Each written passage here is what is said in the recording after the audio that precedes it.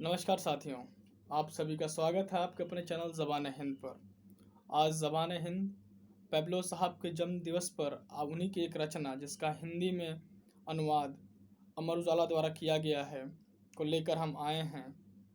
मत दो मरने खुद को आज धीरे धीरे, मत दो मरने खुद को आज धीरे धीरे। तो आइए शुरू करते हैं इस कविता को बिना किसी भूमिका के।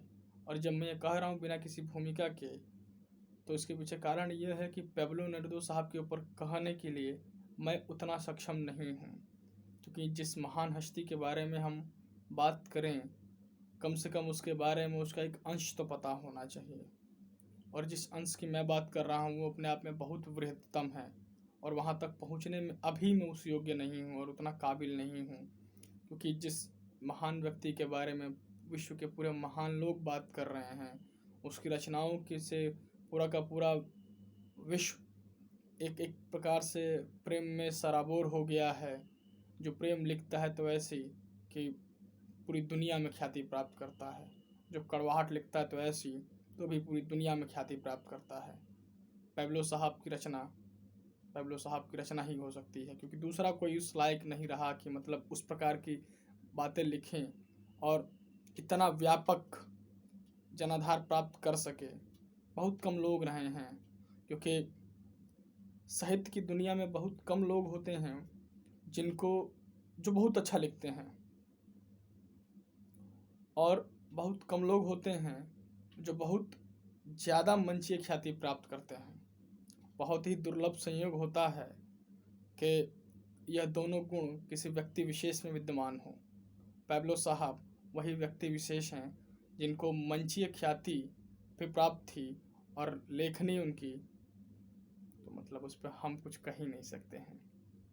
खैर शुरू करते हैं आइए उनकी इस रचना को। मर जाता है वह धीरे धीरे, करता नहीं जो कोई यात्रा, करता नहीं जो कोई यात्रा, पढ़ता नहीं जो कुछ भी, पढ़ता नहीं जो कुछ भी, सुनता नहीं जो संगीत, सुनता नहीं जो संगीत, हंस नहीं सकता जो खुद पर, हंस नहीं सकता जो खुद पर। मर जाता है वह धीरे धीरे, मर जाता है वह धीरे धीरे, नष्ट कर देता है जो खुद अपना प्यार, नष्ट कर देता है जो खुद अपना प्यार, छोड़ देता है जो मदद करना, छोड़ देता है जो मदद करना, चलते हुए रोज एक ही लीक पर, चलते हुए रोज एक ही लीक पर। मर जाता है वह धीरे धीरे, मर जाता है वह धीरे धीरे, बन जाता है जो आदतों का दास, बन जाता है जो आदतों का दास, चलते हुए रोज एक ही लीक पर, चलते हुए रोज एक ही लीक पर। बदलता नहीं जो अपनी दिनचर्या, बदलता नहीं जो अपनी दिनचर्या, नहीं उठाता जोखिम जो पहनने को नया रंग, नहीं उठाता जो जोखिम पहनने का नया रंग, नहीं करता जो बात अजनबियों से, नहीं करता जो बात अजनबियों से। मर जाता है वह धीरे धीरे, मर जाता है वह धीरे धीरे, करता है जो नफ़रत जुनून से, करता है जो नफ़रत जुनून से, और उसके चक्रवाती जज्बातों से, और उसके चक्रवाती जज्बातों से। उनसे जो लौटाते हैं चमक आँखों में, उनसे जो लौटाते हैं चमक आँखों में, और बचाते हैं अभागे हृदय को, और बचाते हैं अभागे हृदय को। जियो आज जीवन, जियो आज जीवन, रचो आज।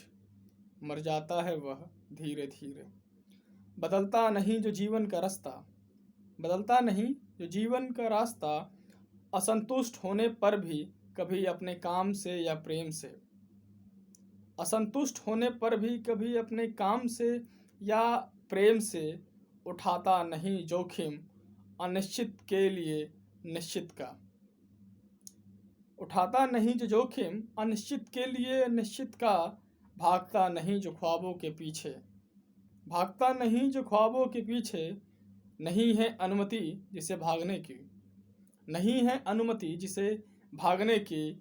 लौकिक मंत्रणा से, लौकिक मंत्रणा से, जिंदगी में कम से कम एक बार, लौकिक मंत्रणा से जिंदगी में कम से कम एक बार जियो आज जीवन, जियो आज जीवन, रचो आज, उठाओ आज जोखिम, उठाओ आज जोखिम, मत दो मरने खुद को आज धीरे धीरे, मत दो मरने खुद को आज धीरे धीरे, मत भूलो खुश रहना, मत भूलो खुश रहना। तो ये पेब्लो साहब की रचना थी। इसी के साथ ज़बान हिंद आप सभी से इस कविता को सुनने का आग्रह करता है कि आप इस कविता को सुनें। यदि ना भी सुनना चाहें तो भी कोई विशेष नहीं है, आप जाकर पढ़ सकते हैं। इंटरनेट पर ये बहुत सरल रूप से अवेलेबल है, आप इसको पढ़ सकते हैं। पेब्लो साहब को वाकई पढ़ना चाहिए, और इसलिए पढ़ना चाहिए क्योंकि पेब्लो साहब की रचनाएं बहुत ऐसी रचनाएं हैं जो जीवन के एक महत्वपूर्ण अंश के लिए आवश्यक हैं। अंश कहना भी एक छोटा होगा, जीवन के तमाम रूप में, तमाम अवसरों पर वो आवश्यक है जहां आप उसको पढ़ सकते हैं या उसके जीवन से खुद को रूबरू कर पाते हैं। ऐसी कविताएं जिसको आज हमने पढ़ा, इससे आप समझ सकते हैं कि पेब्लो साहब क्या हैं। यह एक बूंद भर है उस महासागर की। हम प्रयास करेंगे कि महासागर को लाएं इस अपने ज़बान हिंद पर। हालांकि महासागर को समेट पाना सिवाय उस ऋषि के अलावा दूसरा कोई नहीं कर सकता है।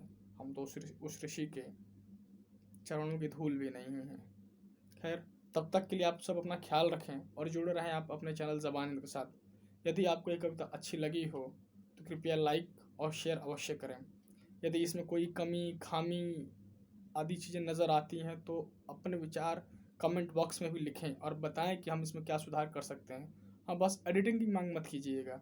एडिटिंग की मांग इसलिए कह रहे हैं क्योंकि कविताएं अपने वास्तविक स्वरूप में ज़्यादा अच्छी लगती हैं।